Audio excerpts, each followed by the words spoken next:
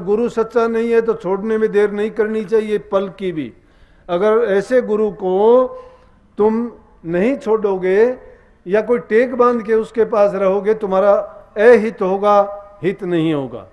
सही गुण और लाभ प्राप्त करना चाहते हो तो सच्चे गुरु की शरण में। सच्चा गुरु आपको कैसा गुरु? अगर गुरु से तुम्हें पता लग जाए ये अच्छा नहीं है, लोभी है, लालची है या इसमें बुराई है, ऐसे गुरु का हित नहीं, तुम्हें नुकसान होगा। बेटा नालायक तजो तजो स्वार्थी यार, निर्मोही माता तजो तजो नीलज्जी नार, तजो नीलज्जी नार तजो सन्यासी कामी, नौकर नमक हराम तजो तजो अन्यायी सामी।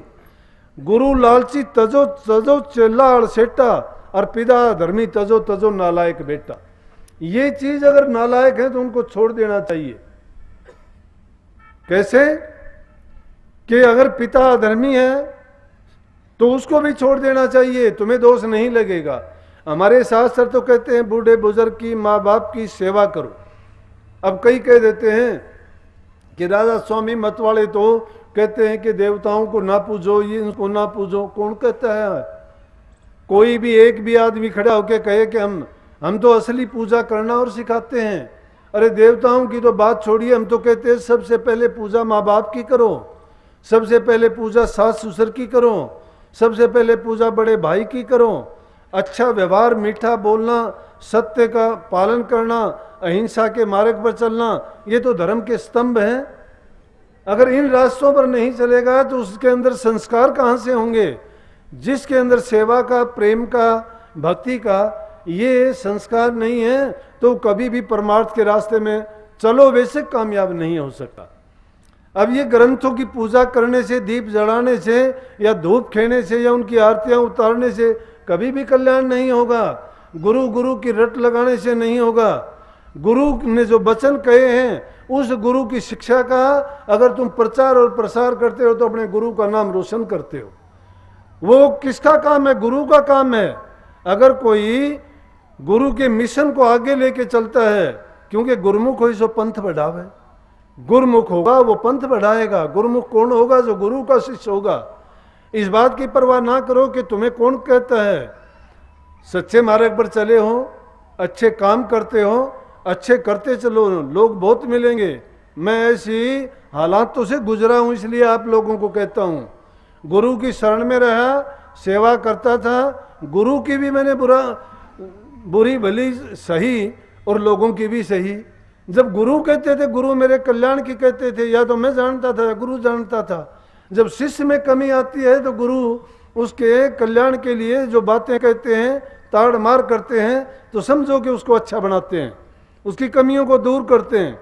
लेकिन जो निपट अनाड़ी और संसारी आदमी होते हैं वो उसको देख के खुश होते हैं कि देखो ये बड़ा चौधरी था, आज इसकी बातें ये हैं, आज इसका ये हो गया।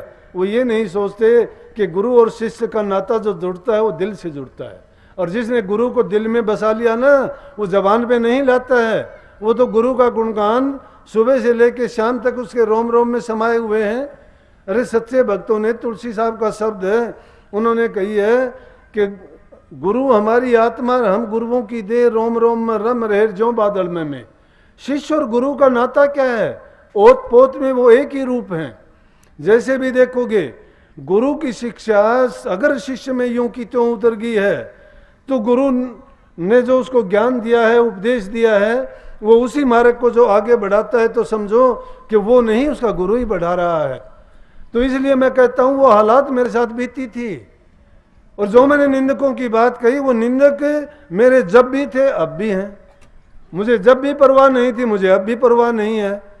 मैं मेरा अपना काम करता हूं, या तो उस चीज का साक्षी मेरा गुरु है जो हमेशा हर पल में हर दम मेरे साथ रहता है। निंदकों ने तो बड़ी बड़ी बातें की, बड़े बड़े कष्ट देने की कोशिश की, बड़े प्रयास किए, झूठी साची बड़ी बातें बनाई, लेकिन गुरु नहीं बिगड़ने देता कुछ भी। अगर तुम्हारे दिल में साच होती है, पलटू लिखी नसीब की, संत देते हैं फेर, जो दिल साच हो आपने तो पलक न लगे देर। तुम्हारे दिल में खुद में जब सच्चाई नहीं है, जबान से गुरु गुरु करते हो। अरे गुरु की कभी तुमने पास रह के कभी सेवा करके देखी? गुरु के मन की बात को कभी समझा तुमने? जाना कभी जब कोई कष्ट की और बुराई की बात आई थी, जब गुरु को देखा था तुमने किसी ने? अरे बात बनाने के लिए और लाभ यूं बनने के लिए कि मैं अब कुछ बन जाऊं, कितने लोगों ने क्या किया। कितना लोग पाखंड करते हैं, वो खुदा से क्या डरेंगे जो गुरु को नहीं बख्शते हैं। इसलिए ये कहने की बात नहीं होती, दिल में रखने की बात होती है। अगर गुरु के घर के हो और गुरु तुमने दिल में बसा लिया है, वो श्रद्धा तुम्हारे अंदर दिल के अंदर रहेगी। उसका बखान करने की बताने की जरूरत नहीं है। जो गुरु ने शिक्षा दी है उस शिक्षा पर चल के दिखाओ, अमल करके दिखाओ, अपने जीवन को वैसा बना के दिखाओ। इसीलिए संतों ने कहा कि राधा स्वामी मत करनी का मत है, ये करनी का भेद है, नहीं बुद्धि विचार, बुद्धि छोड़ करनी करे तब पावे कुछ सार। जो इंसान बुद्धि को छोड़ के करनी करता है उस आदमी को सार मिलता है, वही वास्तविकता को ग्रहण कर सकता है। इसलिए कही कि बेटा नालायक तजो, जो बेटा कुल को लाज लगाता है, तुम्हें बुरा भला कहलवाता है या और कोई उल्टा सीधा कर्म करता है, ऐसे बेटे को छोड़ देने में भलाई है। बेटा नालायक तजो, तजो स्वार्थी यार। अगर तुम्हें दोस्त कहते हो, मित्र कहते हो, और वो स्वार्थ के लिए तुम्हारे साथ जुड़ा हुआ है, अवसर आने पे मुसीबत के समय तुम्हारा साथ छोड़ देता है, तुम्हारे आगे कुछ पीछे से कुछ कहता है, तुम्हारी बुराई करता है, मित्र का ये काम नहीं है। मित्र गुरु में, अब उसके मित्र में अगर दोष हैं, ज्यादा दोष को कम करके बताएगा। अगर उसमें गुण थोड़ा है तो थोड़े गुण को ज्यादा करके बताएगा। उसको सही रास्ते पर लाने के लिए हर संभव प्रयास करेगा। विपत्ति के समय उसकी मदद करेगा। तो कौन होया? स्वार्थी अगर मित्र है कि मतलब के लिए तो उसके साथ साथ लगा रहता है, जब मतलब नहीं होता तो वही उसको धोखा दे देता है। तो ऐसे स्वार्थी दोस्त को छोड़ देना चाहिए। कितने बच्चे मेरे पास आते हैं, गलत रास्ते पे पड़ जाते हैं, कोई शराब पीने लगता है, कोई और उल्टे सीधे काम करता है, फिर उसके साथ कहता है जी, मैं पूछता हूँ कि कैसे हुआ, उसके घर वाले कहते हैं कि उसका दोस्त था जी, उसने ऐसा कर दिया। मैं कहने लगा दोस्त तो ऐसा करता नहीं, दुश्मन करता है ऐसा। तो मित्र कभी किसी का बुरा नहीं करता। इसलिए स्वार्थी यार, स्वार्थी मित्र को छोड़ देना चाहिए। निर्मोही माता तजो, जिस माँ के अंदर संतान के लिए मोह नहीं है, प्यार नहीं है, तो उसका लालन पालन नहीं कर सकती, उसको अच्छी शिक्षा नहीं दे सकती, उसको अच्छे संस्कार, अच्छे गुणों से नहीं भर सकती, क्योंकि उसका मोह नहीं है संतान में। जिसका संतान में मोह नहीं है तो माँ नहीं है। माँ के समान दूसरा संतान को कहीं से प्यार नहीं मिल सकता। पहली अध्यापक भी बच्चे के लिए माँ ही होती है। माँ बच्चे को जैसा बनाना चाहती है वैसा बना सकती है। माँ ने बच्चों को बहादुर बना दिया, माँ ने बच्चों को ज्ञानी बना दिया, माँ ने बच्चों को संत फकीर बना दिया। उन्होंने उनको उन रास्तों पर डाल के और जैसा वो चाहती थी अपने बच्चों को वैसा ही बना दिया।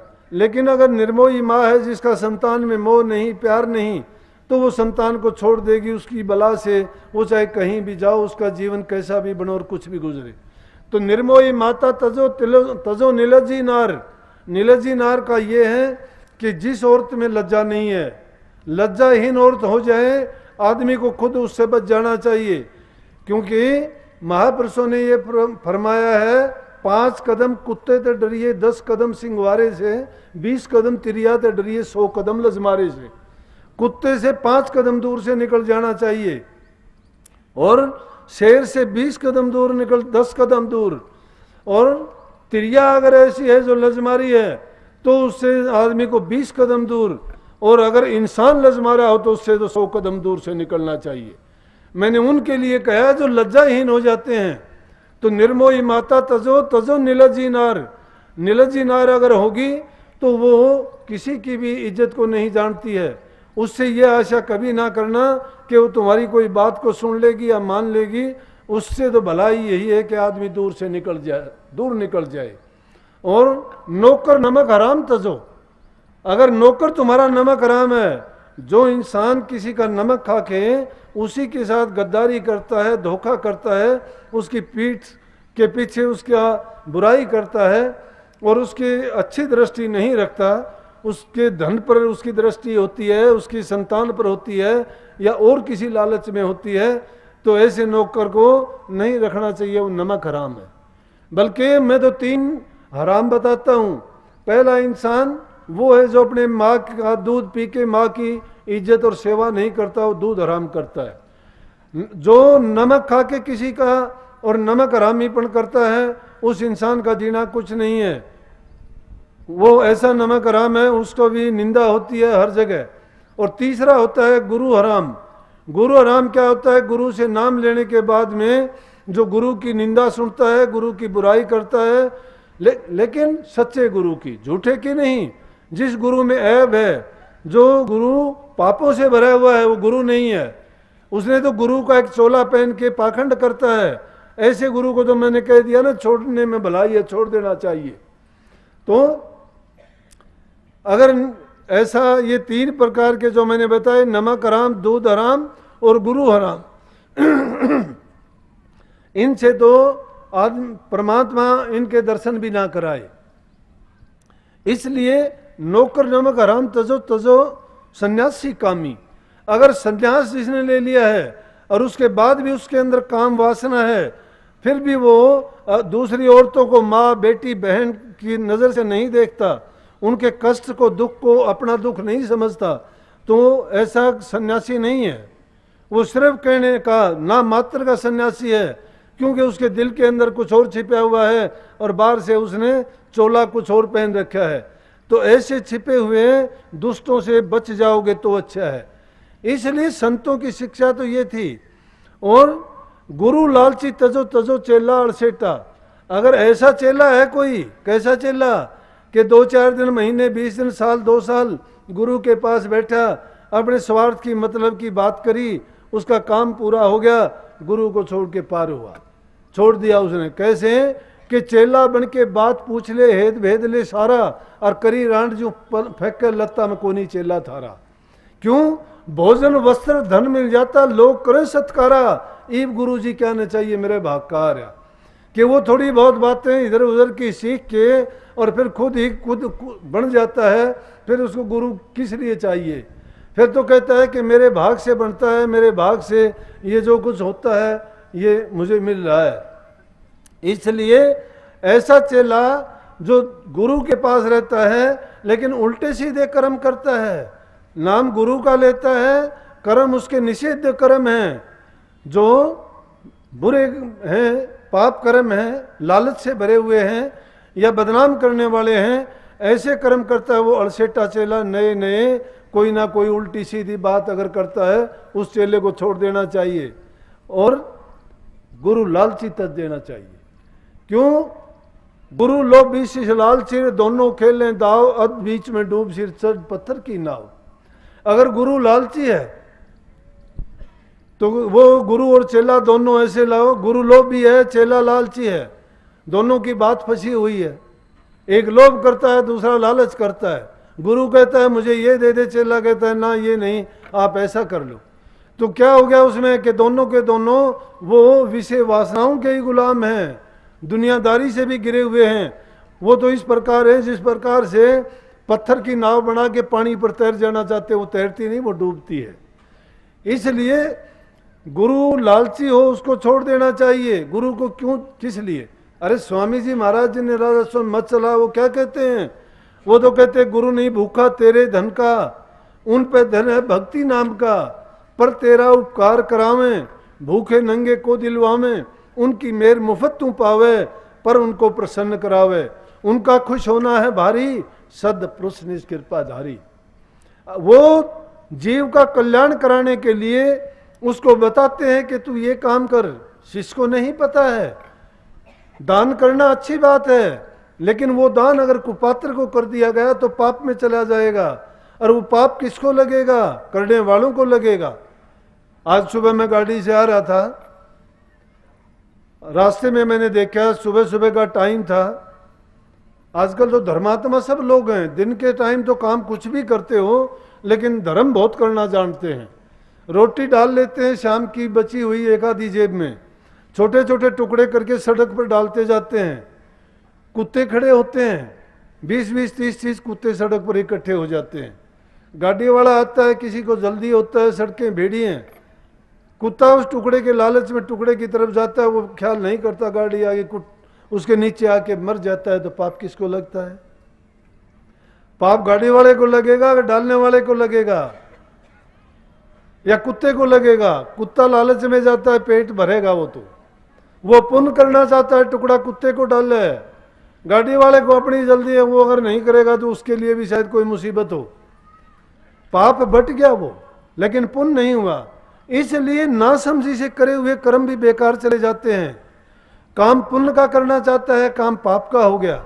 अगर तुम टुकड़ा डालना ही चाहते हो, सड़क से थोड़ा दूर डालो ताकि वो सड़क पर ना आए, वो भी बच जाएगा, तुम्हारा काम भी पूरा हो जाएगा, तुम भी पाप के अधिकारी नहीं बनोगे। पुण्य करना चाहिए, सोच के करना चाहिए, पात्र को करना चाहिए। कुपात्र को करने से भी इसी प्रकार की हालत होगी। लेकिन उस करने से हमें क्या फायदा होगा, जीव नहीं समझता है। शास्त्रों ने तो बहुत अच्छी बात लिखी थी कि तन मन धन गुरु के अर्पण करो। ये बात इसलिए कही थी कि गुरु की आज्ञा में रह के इन चीजों का प्रयोग करो आप। राजा जनक ने भी ये तीनों चीजें दे दी थी अष्टावक्र जी को जब उसने गुरु धारण किया। ये सारी की सारी तीनों अष्टावक्र जी ने मांग ली थी, तीनों चीजें दे दी उनने। लेकिन तीनों चीजें आज देने का मतलब क्या है कि ऐसे ऐसे गुरु हैं, वो तीनों चीज शिष्य से लेके उनसे बुरा बर्ताव करते हैं। धन ले लिया, वो बेचारा भूखा फिरता है। मैं आज की बात बताऊं, आज ही ये जो भंडारा था, एक गरीब आदमी, नौकरी करने वाला बेचारा, मन है उसका लेकिन अज्ञान भी साथ है। हमारा पहला कर्तव्य बनता है संतान का पालन पोषण करें, और डूब वो लोग जाते हैं जो ऐसे लोगों को बिना देखे सोचे समझे उनका धन ले लेते हैं या उनके अज्ञान में डबो देते हैं।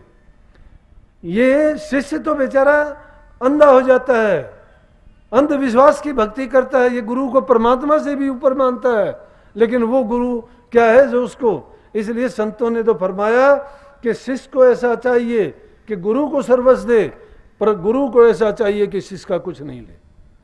ये भंडारे देने वाला आदमी बेचारा गरीब सा आदमी, थोड़ी नौकरी करता है 15-20 हजार रुपए की। अब यहाँ 3-4 लाख रुपए लगेंगे भंडारे में। वो कहने लगा भंडारा मैं दूंगा। मैंने पूछा भाई भंडारा देने वाला कौन है? सेठ साहूकार पैसे वाले आदमी है, दो कोई बात नहीं, उनकी सामर्थ्य है, उनके पास है। अरे देने वाले को देना चाहिए, जिस परमात्मा ने तुम्हें देने के लायक बनाया तुम दो। कबीर साहब कहते हैं दे धरा तो दे तू, दे दे कुछ दे, देखे हो जाएगी, फिर कौन कहेगा दे। अगर तू तेरे पास कुछ देने के लिए है तो दे, तू कुछ ना कुछ जरूर दे। ये दे तेरी खे हो जाएगी, मिट्टी मिल जाएगी, फिर तेरे से कौन मांगेगा? मरने के बाद मांगता है कोई किसी से? मैंने उसको बुला के पूछा, वो और उसकी पत्नी दोनों आए, प्यार था, विश्वास था। कहने लगे जी हमने दिया। पैसे कहाँ से ले आए? कहने लगे जी मैंने अपना जीपीएफ कटवा लिया। तेरे बच्चे मत तुझे रोएंगे कल को या मेरे को रोएंगे। तू तेरे पेट से पट्टी बांध के 2-2 पैसे बचा के रखता है और तूने वो दे दिए, कल को तेरे बच्चों की पढ़ाई कहाँ से करवाएगा तू? उनकी जरूरत का सामान तू नहीं दे सकता है। भावना तेरी बहुत अच्छी है, और जिस इंसान की ये भावना उसको देने की जरूरत नहीं है। अरे तुम्हारी भावनाओं में सब कुछ छिपा हुआ है, क्योंकि तुम्हारी भावना ही संकल्प बन के उभरते हैं। मैं सच्चाई का सत्संग करवाता हूं, मेरे पास झूठी बात नहीं है, लेकिन मैं आपको कौन सी क्रियात्मक बात जिनको तुम अमली बना सकते हो, ये सैद्धांतिक और फिलोसफी की बात काम नहीं देती। कई ये सोचते हो कल्याण के लिए ये है कि आदमी हर चीज को सोच समझ के करे। तुम्हारी भावना जब बन जाती है वही तुम्हारा संकल्प होता है, और उसी संकल्प को बार बार तुम मन में चिंतन करते हो, और उसी चिंतन में तुम्हारी मन की सारी ऊर्जा लग जाती है, और जिसमें तुम्हारी कंसंट्रेशन होगी, एकाग्रता होगी, वही चीज ताकत बन के उभरती है। वही सत्य प्रतिष्ठायाम क्रिया फलाश्रतम होती है, वही सत्य की क्रिया दृढ़ होके फलदायक होती है। इसलिए जिस इंसान की ये भावना है उसको भक्ति करने की भी जरूरत नहीं है, लेकिन गलत ना मान लेना इसको, कभी भक्ति के रास्ते को छोड़ दो